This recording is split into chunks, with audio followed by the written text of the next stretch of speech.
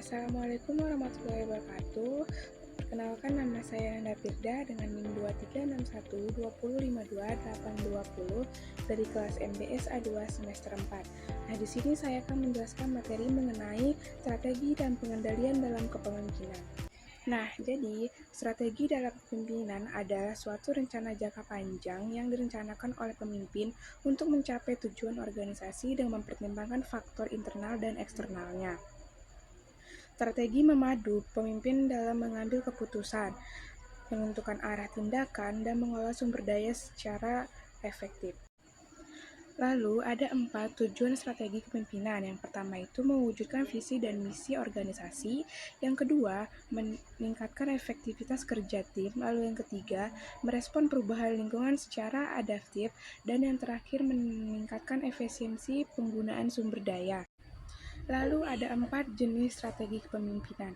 Yang pertama itu strategi transformasional. Nah, yang dimaksud yaitu pemimpin berfokus pada inspirasi, inovasi, dan perubahan jangka panjang. Lalu yang kedua itu ada strategi transaksional.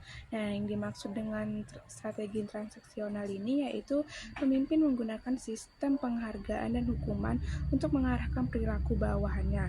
Lalu yang ketiga, strategi situasional. Nah, gaya kepemimpinan disesuaikan dengan tingkat kematangan dan kemampuan tim. Lalu yang terakhir itu ada strategi visioner. Nah, yang dimaksud yaitu pemimpin memiliki pandangan jangka panjang yang jelas dan menginspirasi anggota tim untuk mencapainya.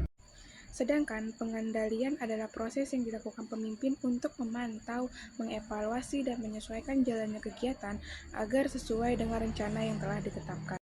Lalu ada 4 fungsi pengendalian. Yang pertama itu menentukan standar indikator kinerja, lalu yang kedua mengukur pencapaian aktual, dan lalu yang ketiga membandingkan hasil dengan standar, dan yang terakhir mengambil tindakan korektif bila terdapat penyimpangan. Lalu ada 3 jenis pengendalian. Yang pertama itu pengendalian preventif, dilakukan sebelum pelaksanaan kegiatan untuk mencegah terjadinya kesalahan. Lalu yang kedua pengendalian detektif, dilakukan saat kegiatan sedang berlangsung untuk mendeteksi masalah. Lalu yang ketiga pengendalian korektif, dilakukan setelah kegiatan berakhir untuk memperbaiki hasil yang tidak sesuai. Lalu, apa sih hubungan strategi dan pengendalian? Nah, strategi dan pengendalian dalam kepemimpinan memiliki hubungan yang sangat erat. Strategi memberikan arah dan kerangka kerja bagi pemimpin dan tim dalam menjalankan aktivitasnya. Namun, tanpa pengendalian, strategi yang baik sekalipun beresiko tidak tercapai. Sebaliknya, pengendalian tanpa strategi hanya akan menghasilkan tindakan yang tidak terarah. Oleh karena itu, keberhasilan kepemimpinan ditentukan oleh sinergi antara perencanaan strategis dan proses pengendalian yang sistematis. Lalu ada contoh studi kasusnya, yaitu seorang manajer pada sebuah restoran cepat saji merancang strategi untuk meningkatkan kepuasan pelanggan melalui pelatihan pelayanan prima bagi karyawan. Setiap minggu, ia mengumpulkan data hasil survei pelanggan. Jika kepuasan pelanggan menurun, ia mengevaluasi ulang metode pelatihan atau menyesuaikan standar pelayanan. Nah, di sini terlihat jelas peran strategi dalam merancang tindakan dan pengendalian sebagai alat untuk memastikan tindakan tersebut berjalan efektif. Lalu, kesimpulannya yaitu strategi dan pengendalian merupakan 2 elemen kunci dalam kepemimpinan.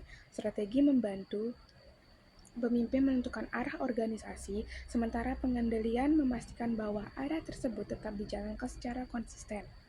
Nah, pemimpin yang efektif adalah mereka yang mampu menyelaraskan keduanya secara seimbang.